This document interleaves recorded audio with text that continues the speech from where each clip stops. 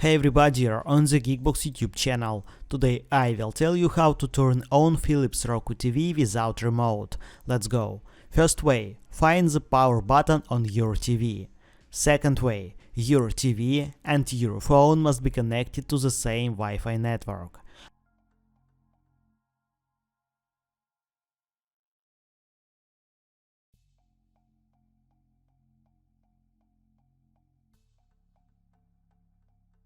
Open Play Store or App Store.